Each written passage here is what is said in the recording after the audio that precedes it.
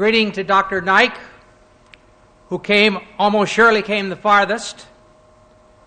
Greeting to Sabil Ahmed and Mohammed Naik. And greeting to the organizing committee. Calling this the ultimate dialogue is a bit of an exaggeration, but it is good advertising. And greetings to you, the audience.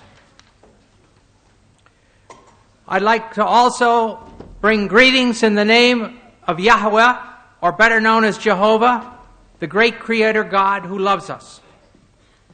I wish to start by speaking about words. Tonight we are going to speak about the words of the Bible and the words of the Koran. The scholars of modern linguistics tell us a word, a phrase, or sentence means what it meant to the speaker and the person or crowd of people listening. In the case of the Koran, what it meant to Muhammad and those listening to him. In the case of the Bible, what it meant to Moses or Jesus or those listening to them. To check this, we have the context of all the usages in the Bible or the Koran. In addition, there is the poetry and letters of that century. For the Gospel, the 1st century A.D. For the Koran, the 1st century of the Hijrah. If we are going to follow the truth, we may not make up new meanings. If we are seriously after truth, there are no permissible lies. Here is an example of what I am talking about. You can have the first slide here.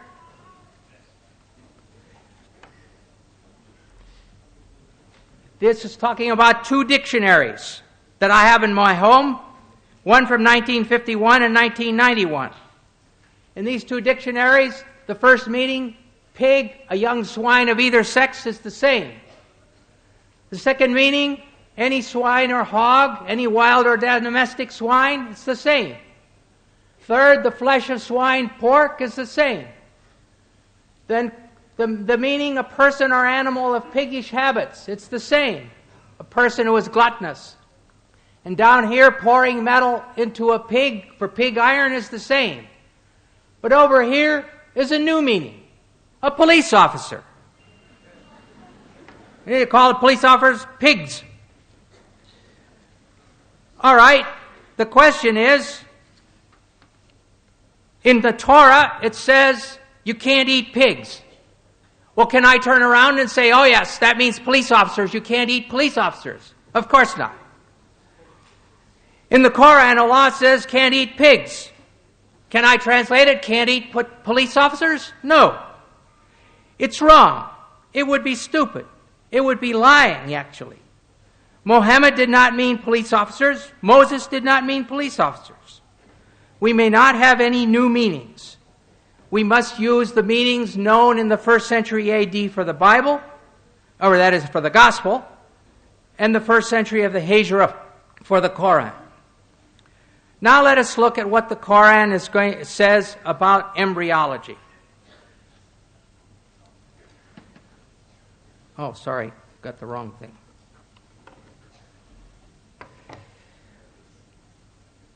It has been said that the idea of the embryo developing through stages is a modern one, and that the Koran is anticipating modern embryology by depicting differing stages. In a pamphlet entitled Highlights of Human Embryology by Keith Moore, Dr. Moore claims the realization that the embryo develops in stages in the uterus was not discussed or illustrated until the 15th century. We will weigh this claim by considering the meaning of the Arabic words used by the Koran, and secondly, by examining the historical situation leading up to and surrounding the Koran. We will start by looking at the main words using the word alaka, main verses. The Arabic word alaka in the singular, or alaq as the collective plural, is used 6 times. In the Surah of the Resurrection, Al-Qiyamah, 75, 35 to 39, we read, was he man, not a drop of sperm ejaculated? Then he became alaka, and God shaped and formed and made of him a pair, the male and the female. In the Surah of the Believer, Al-Mu'min, 40:67, it says, he it is who created you from dust, then from a sperm drop, then from a leech-like clot, alaka, then brings you forth as a child. that perhaps you may understand. In the Surah of the Pilgrimage, Al-Hajj 22:5, it says, O mankind, if you have doubt about the resurrection, consider that we have created you from dust, then from a drop of seed, then from a clot, alaka, then from a little lump of flesh, shapely and shapeless. And finally, the fullest treatment is in the Surah of the Believers, Al-Mu'minun 23:12-14, which reads, Verily, we created man from a product of wet earth, then placed him as a drop of seed in a safe lodging.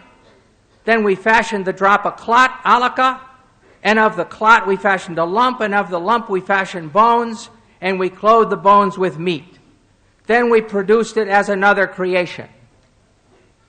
And here you have the stages according to the Quran. Nutfa, sperm. Alaka, clot.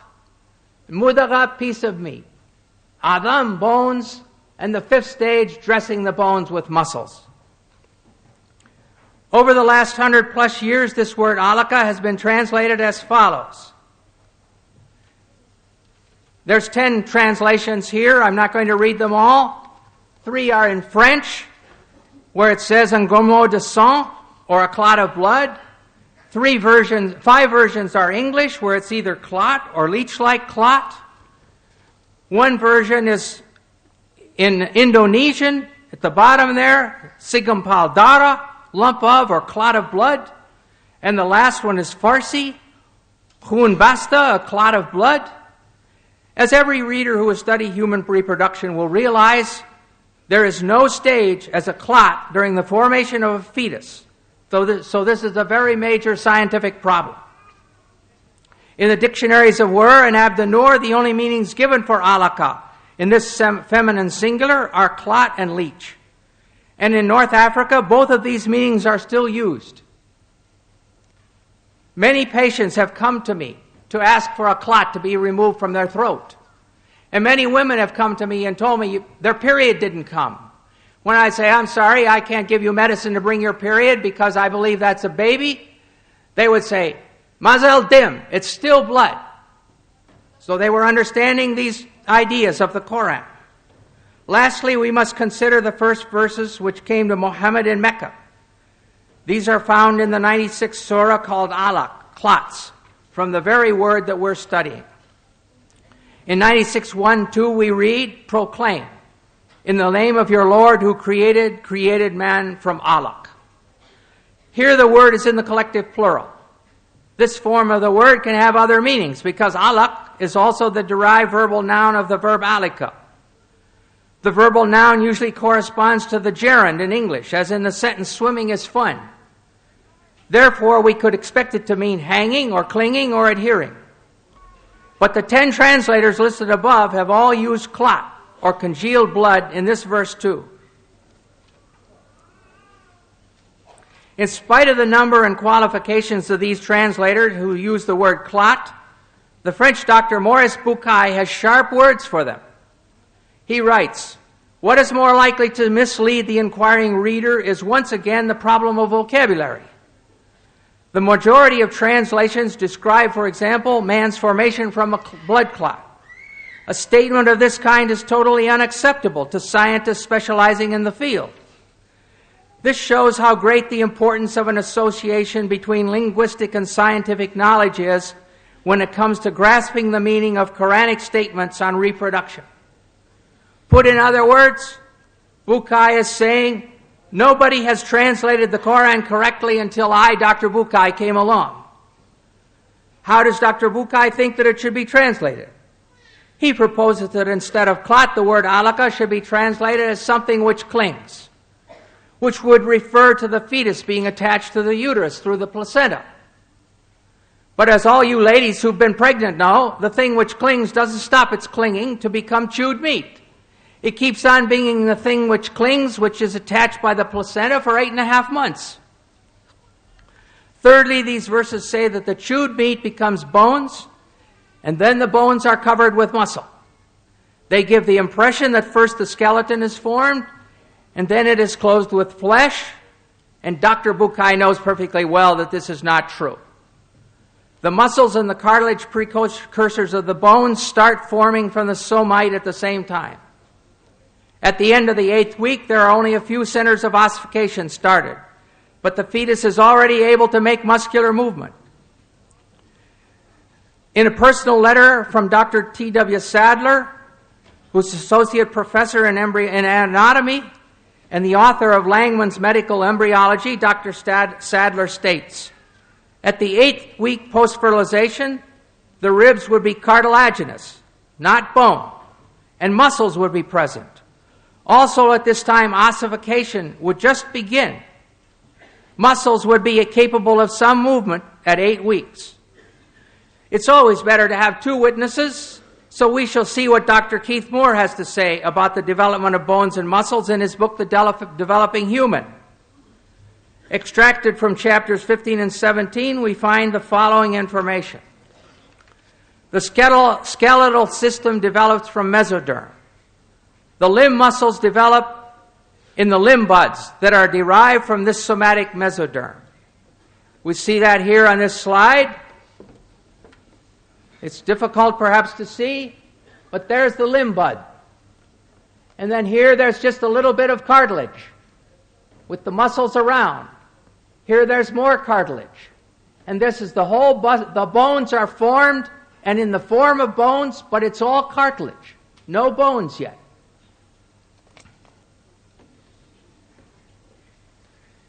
This second slide shows how it forms. Here's the cartilage. So just the bone looks like cartilage. And then it starts to have some calcium deposited. And then it starts to have ossification and bone formed.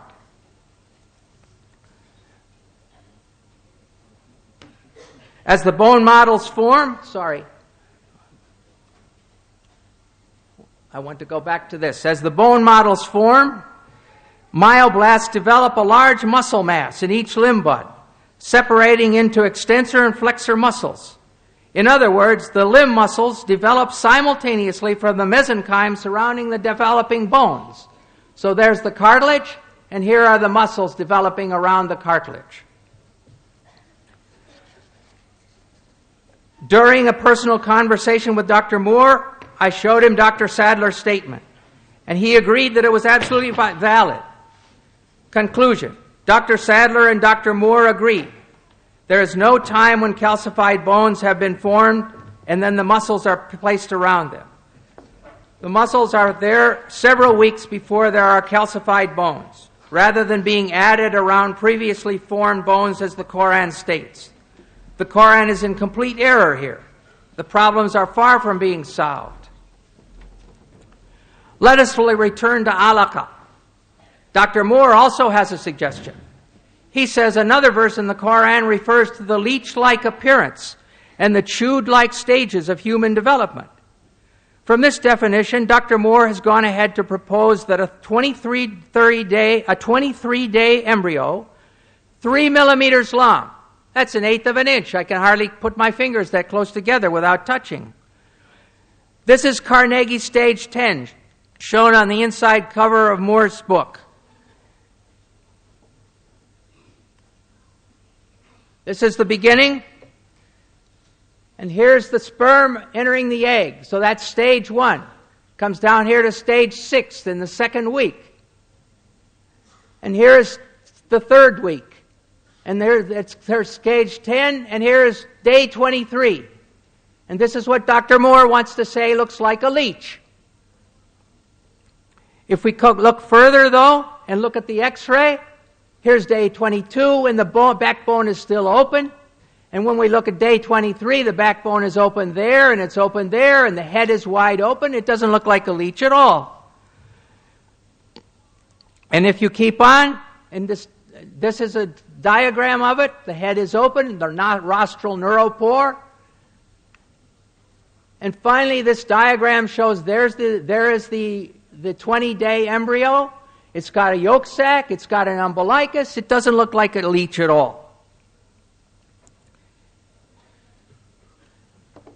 The great problem with these new definitions for the word alaka is that no confirming examples have been provided from the Arabic use in the centuries surrounding the Hijra.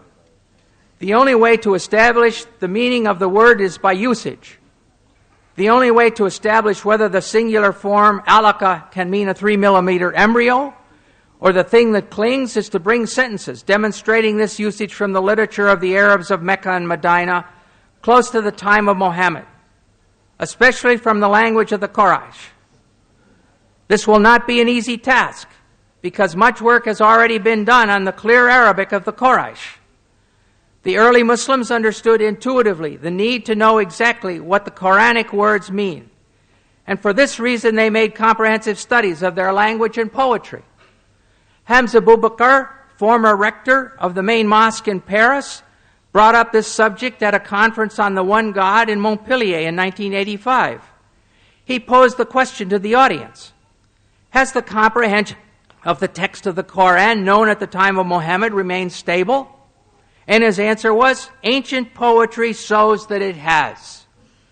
We can only conclude, if the verses which bring spiritual comfort and hope to Muslims have remained stable, then the scientific statements embedded in those verses must also be accepted as stable, unless new evidence can be brought forward. This is especially important since some of the verses say that this information is a sign. The Surah of the Believer, as we saw above, says, He it is who created you from dust, then from a sperm drop, then from a clot, alaka, that perhaps you may understand. And in the Surah of the Pilgrimage, he said, O mankind, if you have doubt about the resurrection, consider. Therefore, the question must be asked. If it was a clear sign to the men and women of Mecca and Medina, what did they understand from the word alaka, which would lead them to faith in the resurrection? The answer: we are going to examine the historical situation leading up to the time of Muhammad to see what Muhammad and his people believed about embryology. We will start with Hippocrates. According to the best evidence, he was born on the Greek island of Kos in 460 BC. And he has stages. His stages are as follows.